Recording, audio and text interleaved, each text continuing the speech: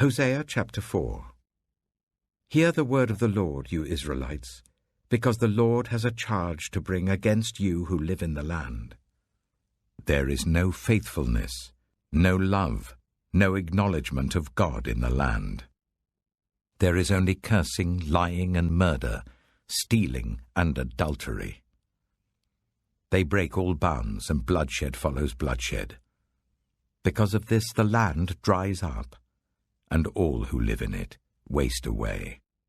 The beasts of the field, the birds in the sky, and the fish in the sea are swept away. But let no one bring a charge. Let no one accuse another. For your people are like those who bring charges against a priest. You stumble day and night, and the prophets stumble with you. So I will destroy your mother. My people are destroyed from lack of knowledge. Because you have rejected knowledge, I also reject you as my priests. Because you have ignored the law of your God, I also will ignore your children. The more priests there were, the more they sinned against me. They exchanged their glorious God for something disgraceful. They feed on the sins of my people and relish their wickedness. And it will be, like people, like priests. I will punish both of them for their ways and repay them for their deeds. They will eat, but not have enough. They will engage in prostitution, but not flourish, because they have deserted the Lord to give themselves to prostitution. Old wine and new wine take away their understanding. My people consult a wooden idol, and a diviner's rod speaks to them. A spirit of prostitution leads them astray. They are unfaithful to their God. They sacrifice on the mountaintops and burn offerings on the hills, under oak, poplar, and terebinth, where the shade is pleasant. Therefore your daughters turn to prostitution, and your daughters-in-law to adultery. I will not punish your daughters when they turn to prostitution, nor your daughters-in-law when they commit adultery, because the men themselves consort with harlots and sacrifice with shrine prostitutes. A people without understanding will come to ruin. Though you, Israel, commit adultery, do not let Judah become guilty. Do not go to Gilgal. Do not go up to Beth-aven. And do not swear, as surely as the Lord lives. The Israelites are stubborn, like a stubborn heifer. How then can the Lord pasture them like lambs in a meadow? Ephraim is joined to idols. Leave him alone. Even when their drinks are gone, they continue their prostitution. Their rulers dearly love shameful ways. A whirlwind will sweep them away, and their sacrifices will bring them shame. Hosea chapter 5. Hear this, you priests. Pay attention, you Israelites. Listen, royal house. This judgment is against you. You have been a snare at Mizpah, a net spread out on Tabor. The rebels are knee-deep in slaughter. I will discipline all of them. I know all about Ephraim. Israel is not hidden from me. Ephraim, you have now turned to prostitution. Israel is corrupt. Their deeds do not permit them to return to their God. A spirit of prostitution is in their heart.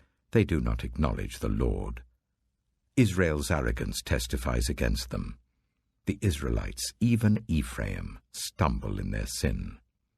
Judah also stumbles with them. When they go with their flocks and herds to seek the Lord, they will not find him. He has withdrawn himself from them. They are unfaithful to the Lord. They give birth to illegitimate children.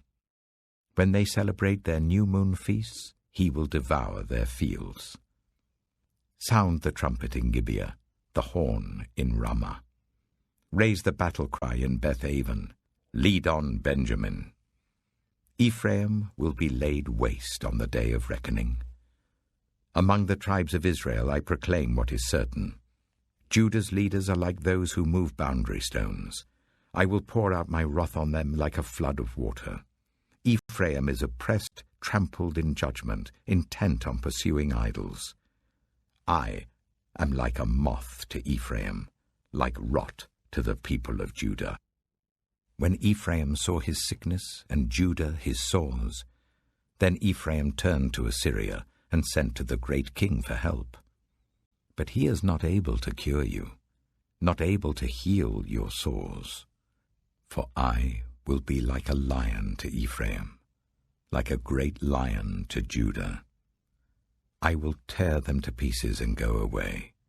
I will carry them off with no one to rescue them. Then I will return to my lair until they have borne their guilt and seek my face. In their misery they will earnestly seek me.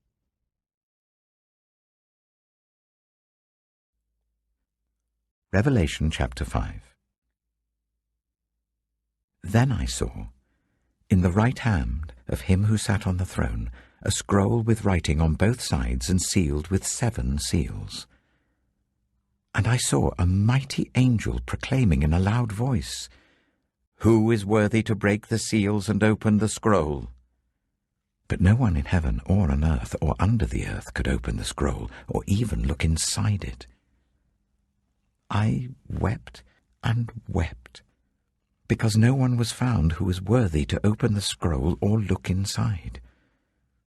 Then one of the elders said to me, "Do not weep. See, the Lion of the tribe of Judah, the Root of David, has triumphed.